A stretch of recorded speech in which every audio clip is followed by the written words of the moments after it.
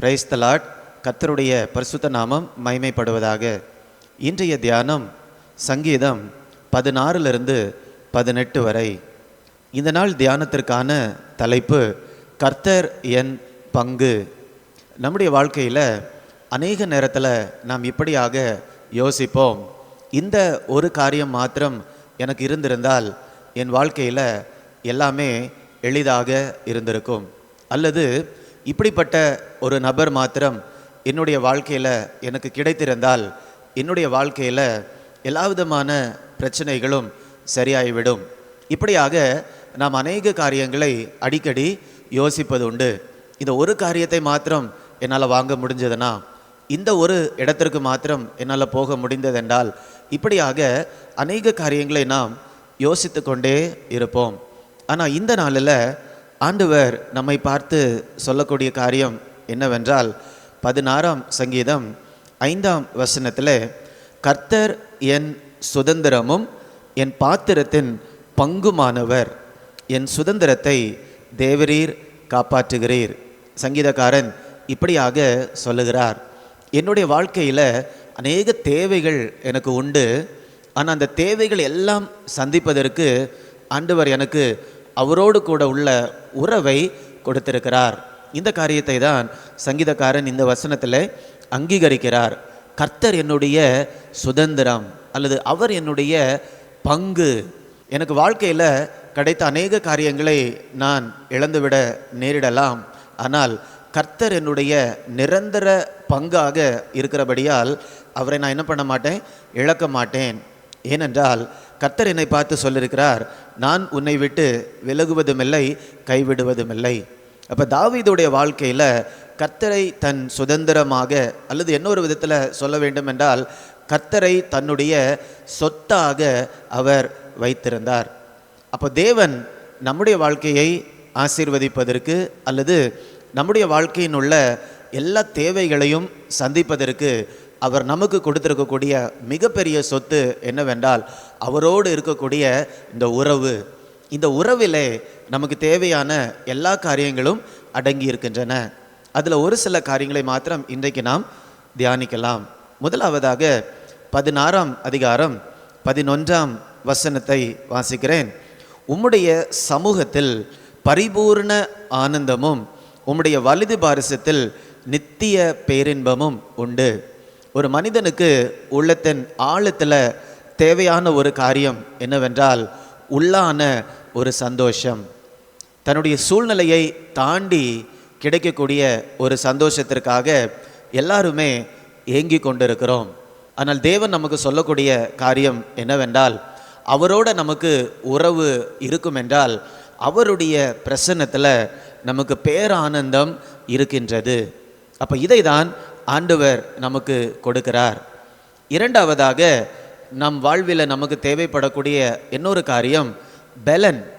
18ஆம் சங்கீதம் 1 வசனத்தை பார்க்கும்போது சங்கீதக்காரன் இவ்வாறு பாடுகிறார், என் பெலனாகிய கர்த்தாவே உம்மில் அன்பு கூறுகிறேன்.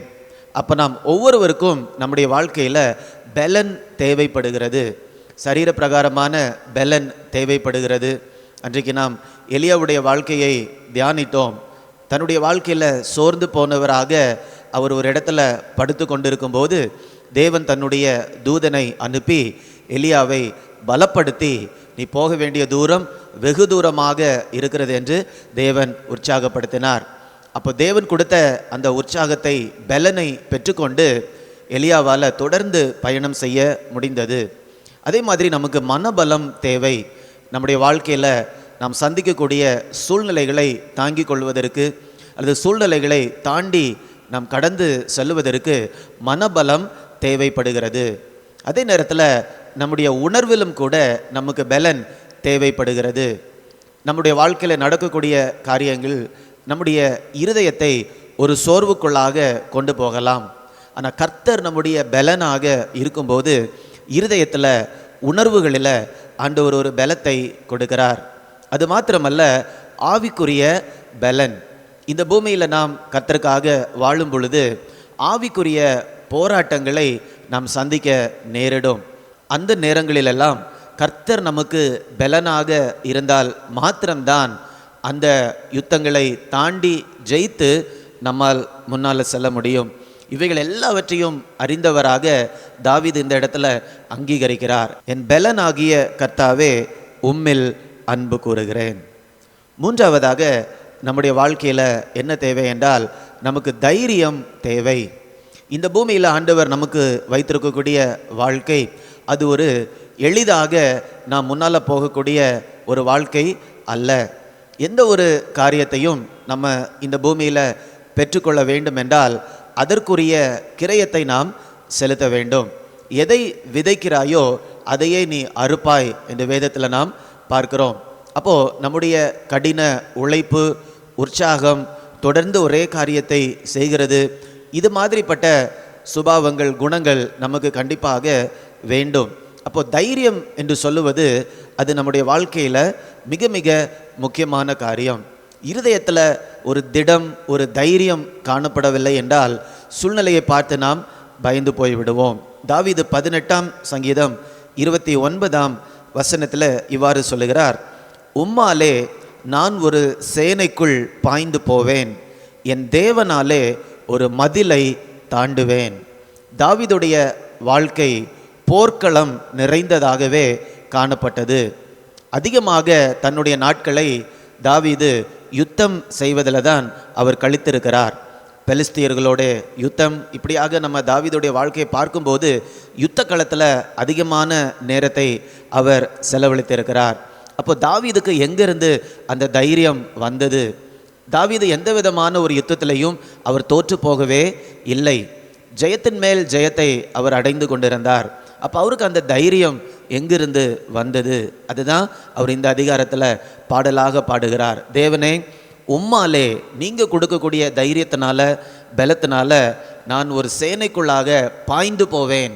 இப்போ கூட இருக்கவங்க கூட சேனையை பார்த்து பயந்து நடுங்கி நிற்கும்போது, தாவீது கோலியாத்தோடு போர் செய்யும் போது அல்லது கோலியாத்தை வீழ்த்தும் போது சூழ்நிலை எப்படி இருந்தது?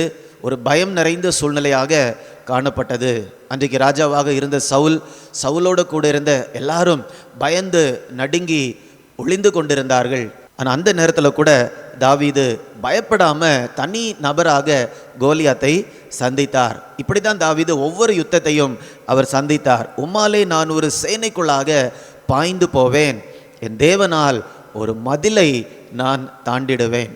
நம்முடைய வாழ்க்கையிலும் கூட அன்றைக்கு தாவீதுக்கு யுத்த சூழல்கள் இருந்தது போல நம்முடைய வாழ்க்கையிலும் கூட பலவிதமான சூழல்கள் நமக்கு இருக்கும். அது நம்ம வாழ்க்கையில் ஒவ்வொருவரும் எந்த வயதில் இருக்கிறோம், ஆண்டவர் எந்த இடத்துல நம்மை வைத்திருக்கிறார், அதை பொறுத்து நம்முடைய சூழல்கள் காணப்படலாம்.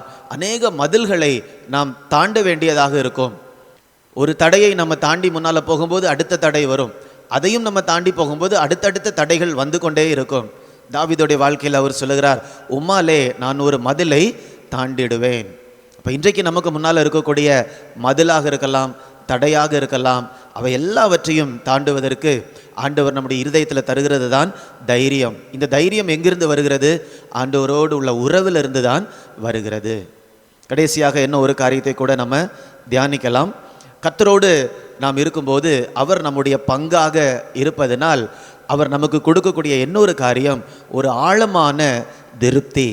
17ஆம் சங்கீதம் 15ஆம் வசனத்தை நாம் வாசிக்கும்போது, நானோ நீதியில் உம்முடைய முகத்தை தரிசிப்பேன், நான் விழிக்கும் போது உம்முடைய சாயலால் திருப்தியாவேன். இப்போ கர்த்தருடைய சாயலை அவர் பார்க்கும்போது அவருடைய இருதயத்தில் ஒரு ஆழமான திருப்தி காணப்படுகிறது. ஒருவேளை நாம் நினைக்கலாம், தாவீதுடைய வாழ்க்கையில் அவர் ராஜாவாக இருந்ததினால், சிங்காசனத்தில் இருந்ததினால், அவருடைய தேவைகள் எல்லாம் சந்திக்கப்பட்டிருந்ததுனால அவருடைய வாழ்க்கையில் திருப்தி கிடைத்தது என்று. அல்லது தாவீது எல்லா விதமான யுத்தங்களையும் அவர் ஜெயித்து கொண்டே இருந்ததுனால தாவீதுக்கு ஒரு ஆழமான திருப்தி கிடைத்திருக்கலாம் என்று. நான் தாவீது சொல்லும்போது அவர் யுத்தத்தில் ஜெயித்ததிலிருந்து அவருக்கு திருப்தி கிடைக்கவில்லை. ராஜாவாக இருக்கிறதுனால அவருக்கு எல்லாமே இருக்கிறது, அதிலிருந்து திருப்தி கிடைக்கவில்லை. திருப்தி எங்கிருந்து கிடைக்கிறது? அவர் தேவனுடைய சாயலை அவர் பார்க்கும்போது அவருக்கு ஒரு ஆழமான திருப்தி கிடைக்கிறது. உமது சாயலால் திருப்தி ஆவேன். இப்போ இப்போ இந்த காரியங்கள் எல்லாமே திருப்தி, தைரியம், பலன், சந்தோஷம், இவைகளை எல்லாமே கர்த்தருக்குள்ளால தான் அடங்கி இருக்கிறது. அப்போ கர்த்தரோடு நமக்கு ஒரு உறவு இருக்கும்போது இந்த ஆசீர்வாதங்கள் எல்லாம் நம்முடைய வாழ்க்கையில் நம்மால் பார்க்க முடியும். அதனால தான் சங்கீதக்காரன் மிகுந்த ஒரு தைரியத்தோடு அவர் ஆண்டவரை பார்த்து சொல்லுகிறார், கர்த்தாவே, நீர் என்னுடைய சுதந்திரம், நீர் என்னுடைய பங்கு. இந்த நாளிலும் கூட நீங்கள் வருத்தப்பட்டு கொண்டு இருக்கிறீங்களா? இந்த ஒரு காரியம் மாத்திரம் எனக்கு இருந்திருந்ததுன்னா இன்னும் நான் நல்லா இருந்திருப்பேனே, அல்லது என்னுடைய குடும்ப வாழ்க்கையில் எனக்கு இப்படிப்பட்ட ஒரு கணவன் இருந்திருந்தா என் வாழ்க்கை இன்னைக்கு ரொம்ப நல்லா இருந்திருக்குமே, அல்லது நல்லா படித்த ஒரு மனைவி எனக்கு இருந்திருந்தா நல்லா இருந்திருக்குமே, பிள்ளைங்களுக்கெல்லாம் பாடம் சொல்லி கொடுப்பாங்களே, அல்லது வேலை பார்க்கக்கூடிய இடத்துல என்னோடு கூட வேலை செய்கிறவங்க நல்ல திறமையானவர்களாக இருந்தால் நாங்கள் ஒரு குழுவாக நல்ல ஒரு முன்னேற்றத்துக்குள்ளால் போவோமே. இப்போ என் கூட வேலை பார்க்குறவங்க யாருமே திறமையானவர்கள் அல்ல, அதனால குழுவாக நாங்கள் பார்க்கக்கூடிய வேலையில் எங்களால் முன்னால் போக முடியல. இப்படி நீங்கள் இருக்கக்கூடிய சூழ்நிலைகளில் இப்படியாக நம்ம சொல்லிக்கொண்டே போகலாம். இது மாத்திரம் எனக்கு இருந்திருந்தால் நல்லா இருந்திருக்குமே, இது மாத்திரம் எனக்கு இருந்திருந்தா நல்லா இருந்திருக்குமே, அல்லது என்னுடைய பெற்றோர் எனக்கு நல்ல சொத்து வைத்திருந்தார்கள் என்றால் இன்னைக்கு எனக்கு நல்ல வசதியாக இருந்திருக்குமே, ஆனால் என்னுடைய பெற்றோர் எனக்கு எதையுமே விட்டு செல்லவில்லை. இந்த மாதிரி நம்ம யோசித்து கொண்டே இருக்கும்போது அது நம்முடைய வாழ்க்கையில் பிரயோஜனம் இருக்காது. ஆனால் வேதத்தை நாம் பார்க்கும்போது தாவீது சொல்லுகிறார், இந்த எல்லா காரியங்களையும் நான் தேவனிடத்திலிருந்து பெற்றுக்கொள்ளுகிறேன், ஏனால் தேவன் என்னுடைய பங்காகவும் சுதந்திரமாகவும் இருக்கிறார். உங்கள் வாழ்க்கையில் குறைகள் இருக்கலாம், இது இருந்தால் நல்லா இருக்கும் அப்படிங்கிற எண்ணங்கள் இருக்கலாம், ஆனால் அதற்காக தான் தேவன் நமக்கு அவருடைய உறவை கொடுத்திருக்கிறார். இந்த உறவில் நம்ம நிலைத்திருக்கும் போது அவருக்குள்ளால் இருக்கக்கூடிய ஆசீர்வாதங்களை நாமும் கூட நம்முடைய வாழ்க்கையில் சுதந்தரிப்போம். இப்போ இன்றையிலிருந்து இப்படி ஒரு தீர்மானத்தை எடுங்க, நான் கர்த்தரை சார்ந்திருக்கும் போது என்னுடைய தேவைகளை எல்லாம் அவரிடத்திலிருந்து நான் பெற்றுக்கொள்வேன். அப்படி ஒரு தீர்மானத்தோடு நம்ம வாழ்க்கையில் முன்னால் செல்லுவோம். கர்த்தருடைய ஆசீர்வாதம் நாம் ஒவ்வொருவரையும் கண்டிப்பாக நிரப்பும். நாம் ஜெபிக்கலாமா? அன்பின் பரலோக பிதாவே, உமக்கு நாங்கள் நன்றி செலுத்துகிறோம். தகப்பனே, நீர் எங்களுடைய பங்காக, சுதந்திரமாக, எங்களுடைய சொத்தாக இருக்கிறீர். உமக்கு நாங்கள் நன்றி செலுத்துகிறோம். எங்களுடைய தேவைகள் எல்லாம் உம்மால் சந்திக்க முடியும், அதற்காக உமக்கு நன்றி செலுத்துகிறோம் அப்பா. சந்தோஷம், திருப்தி, பலன், தைரியம், இது போன்ற எங்களுடைய தேவைகள் எல்லாவற்றையும் உம்மால் சந்திக்க முடியும் என்று நாங்கள் விசுவாசிக்கிறோம்.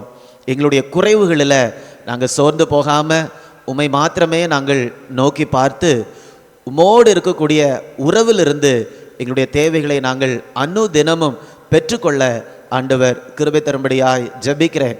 ஒவ்வொருவருக்கும் அப்படிப்பட்ட பாக்கியத்தையும் கிருபையையும் ஆண்டவர் தொடர்ந்து தரும்படியாய் ஜெபிக்கிறேன் அப்பா. மீட்பர் இயேசுவின் மூலம் கேட்கிறேன், ஜீவனுள்ள நல்ல பிதாவே. ஆமேன், ஆமேன். God bless you. God bless you.